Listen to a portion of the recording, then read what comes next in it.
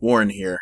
Can't believe I've gotten to this point, but I'm finally at the county courthouse for the hearing that will, hopefully, give me back custody of my son. However, to understand how I got here, I have to go back to about a month ago. After the conversation I had with Birch, where I finally explained why I was hurting so badly, he had spent several long periods of time with me, either by phone or in person over the next week. I had given him access to all of the medical records that the hospital had on Wendy. I had given my authority to allow Birch to speak with the coroners to get what details they had as well. I confess that when I was called by Birch and told that they might need to dig up my wife, I was very uncomfortable. I didn't like it, but I simply had to know what it was that stole Wendy from me. Not knowing was tearing me apart. Birch would call me at least once a day to update me on anything he'd been told. A couple of weeks later, though, I noticed that Birch had stopped calling me completely. This frightened me. I was worried that something terrible had happened. I tried calling the number Birch had given me for his cell, but got no answer. It went straight to voicemail. One day became 2, then 3, then a whole week. The last time I tried to call his cell, the voicemail box was full. Something had to have been wrong. Had he found out that what took Wendy was so bad he was afraid to tell me and was now avoiding contact? No, I couldn't believe that. Birch seemed far too sincere in his offer to help me. I didn't think he'd do that. It wasn't until another week later that I finally got another visit from him. Birch, where have you been? What happened? Did you learn anything? I'm sorry, Warren. The day after our last call, I had an emergency I needed to take care of. A friend of mine became very ill. I didn't mean to worry you, but I was so stressed out over what happened to him that I stopped answering calls. I did get your messages, though. Oh, I'm very sorry. Is your friend all right? He's doing better, but he's not completely healed yet.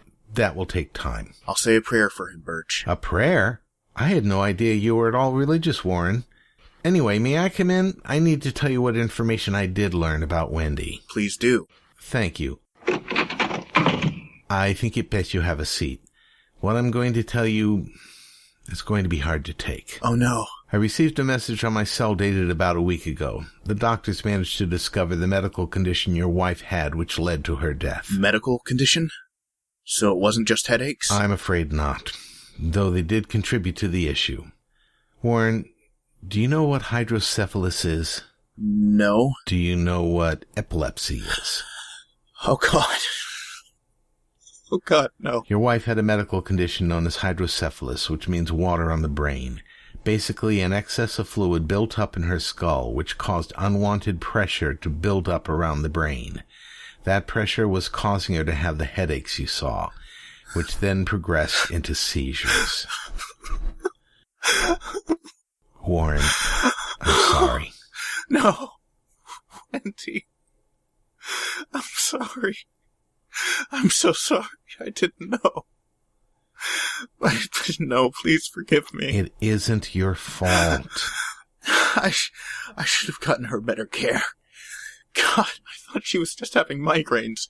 I didn't know she had a medical condition. She never told me. You did your best to help her. My best wasn't good enough, damn it! If it was, she wouldn't be dead right now. Warren. My fault. This is all my fault. I should have helped her more. I should have gotten her to a better hospital. Warren. Maybe if I had, we could have got her on better medication. Maybe we could have gotten it monitored better. Maybe then she'd still be... Warren! Yeah? I know it hurts, and I can't begin to understand how it feels to know you've lost her because of it. But you can't just beat yourself up. Yes, it's true you didn't know she had seizures, but from what you told me, you did everything you could to help her with her headaches. You didn't just sit there and do nothing. This is not your fault. But she's gone, Birch. I've lost her forever. Warren, if you're at all religious, you know that isn't true. She's still with you. The ones that love us never really leave us. I'm sure she's watching you right now. You think so? I know so. And even aside from that, you still have your son, and as long as you have him, you still have Wendy. A part of your wife's spirit is in him as well. I love my son, Birch. If I didn't, I would not have tried so hard to get off the drinking just to get him back. Yes, I slipped up and started drinking again, but but I can stop again just as easily. I know I can. Don't just say it, Warren. Prove it. If you love your wife and your son, put down the bottle. That's the only way you'll ever get to see either of them again. You're right. I want my son back. I miss him terribly. Then show him. How? Call him. Tell him what you've learned. Don't hide it this time. That way, you can help each other to heal. He deserves to know, and I think it's best that the news comes from you. I called Wally that very moment. A part of me hadn't wanted to tell him. I was afraid how he'd react, but Birch was right. He deserved to know. She was my wife, but she was also his mother. We spent close to an hour on the phone together. As I expected, as soon as he heard what happened, he started bawling. I stayed on that phone, not leaving for anything, until he'd gotten it all out. And when he had, I said something to him that put a huge smile on Birch's face. I promised him I was through drinking. When I finally got off the phone, I took Birch into the kitchen and over to the pantry. I took out the case of beer I'd had sitting inside it and, with Birch's help, poured every drop of it down the drain. Honestly, it felt good to do it. I hadn't had a single drop in the house since that day, and today was the day I'd finally see if I'd done enough to earn custody of my son again. I prayed that it was. I was extremely nervous about going to this hearing. This was going to determine whether or not I could live with Dad again. I really miss him a lot. This year's been really hard on me since I couldn't be with him. Then discovering Dad started drinking again, that hurt. Finding out what happened to Mom, though, apparently gave Dad the closure he needed to start trying to fix things. It made me happy when he promised he'd stop drinking. He must have kept that promise, because I noticed in our phone calls he seemed a lot more relaxed and friendly. I'm not exactly sure what's going to happen here, but I just hope and pray that it goes well. I don't think I could handle losing him for good. The day of the hearing had arrived, and Mr. and Mrs. Wildwood drove me to the courthouse. For the first time in more than a year, I finally got to see Dad again. I had been told, though, that I couldn't go anywhere near him until the hearing had concluded. That really hurt, but I didn't dare do anything that might jeopardize our chances, so I just waved as I saw him, with him waving back in response before returning his attention to someone I didn't recognize because his back was turned. To my surprise, Birch had shown up as well. Almost as soon as he got out of his car, I ran over. Birch, you're here! I thought you'd be working on music today. Well, I just wanted to be sure that if they needed a character witness, that I could be there for that. Yeah, Birch, I just thought of something. Do you think Dad's brief relapse will get used against him? I hope not, Wally. But I can't be sure since I have no idea what, if anything, they know about it. I guess all I can do is hope it won't. Let's go. We all entered the courtroom at that point. I had to sit near Mr. Wildwood, who was near the prosecutor, while Dad had to be on the other side with his lawyer. I could tell he was a lawyer because he was wearing a yellow tie. The only furs I ever see wearing a yellow tie have all been lawyers. The judge then called the case, and both the prosecutor and my dad's lawyer approached the bench. While they spoke fairly softly, I could tell that the judge wasn't sure if my dad had shown enough improvement. Dad's lawyers produced several documents that seemed to support him, but the prosecutor brought up that he had missed a month of AA meetings. Dad's lawyer was quick to rebut that while Dad had been ill, he has since attended his AA meetings daily. The judge was then speaking a bit louder at this point. I will agree that Mr. Wolven has shown significant progress. However, I still remain unconvinced that he is fit enough to take care of his son again. And without sufficient evidence, I'm afraid I'm going to have to deny his request for custody. Now, I will say No, I couldn't let this happen. I lost Mom, and I was about to lose Dad, too. I had to do something. If I didn't, I'd likely never see Dad again. Wait! Young man, this is a court proceeding. I'm aware of that, sir. But I have something to say that if I don't say it, I'm going to spend the rest of my life regretting it. Please. Wally, it's going to be all right. Trust me, Wally. Maybe we're apart a bit longer, but we'll be together again soon. Have courage, son. Have courage? Okay, I'll try. You're stronger than you think you are. I've seen it. Even if it's another 6 months, we can still talk on the phone, right? You'll be okay. We'll work it out somehow. Dad, I love you. Whatever happens, that hasn't changed. Nor will it ever. Well, I needed more evidence that this man can be a fit parent for his son. And I think I just got it. Mr. Wolven, it is the judgment of this court that your son be returned to your custody. However, you must still continue your AA meetings without fail. Understood? Completely, Your Honor. And thank you. And you, Wally, is it?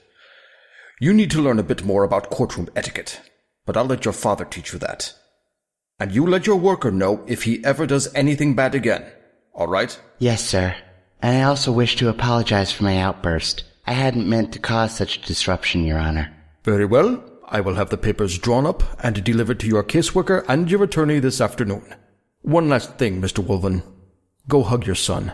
I think he could use it. With pleasure, Your Honor.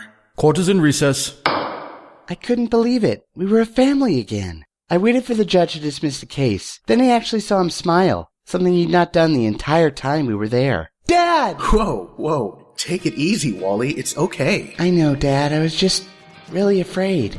I already lost Mom. I didn't want to lose you, too. You won't lose me. Not now, not ever. I love you, Wally. I love you, Dad. Nobody listens to me. Don't hear a single thing I've said. Say anything to soothe me. Anything to get you from my head. Don't know how I really feel. The faith it takes to make like I don't care. Don't know how much it hurts to turn around like you were never there. Like somehow you could be replaced. And I could walk away from the promises we made and swore we'd never break. I thought I lost you when you ran away to try to find me. I thought I'd never see your sweet face again. I turned around and you were gone, and on the days went. But I kept the moments that we were in. 'Cause I hoped in my heart you'd come back to me again, and now I got you. But I thought I lost you. I felt so empty out there, and there were days I had my doubts, but I knew I'd find you somewhere, because I knew I couldn't live without you in my life for one more day. And I swore I'd never break those promises we made. I thought I lost you when you ran away to try to find me. I thought I'd never see your sweet face again. I turned around and you were gone, and on the days went. But I kept the moments that we were in. 'Cause I hoped in my heart you'd come back to me again, and now I got you. But I thought I lost you. I told myself I wouldn't sleep till I saw that you were here with me. I made a wish upon a star. I turned around and there you were. Now Here we are. Here we are. I thought I lost you. I thought I lost you too. I thought I lost you. I thought I lost you. Yeah. I thought I lost you when you ran away to try to find me. I thought I'd never see your sweet face again. I turned around and you were gone, and on the days went. But I kept the moments that we were in. And I knew in my heart you'd come back to me again, and now I got you. I thought I lost you. But I thought I lost you. I thought I lost you too. So glad I got you. So glad I got you. Yeah.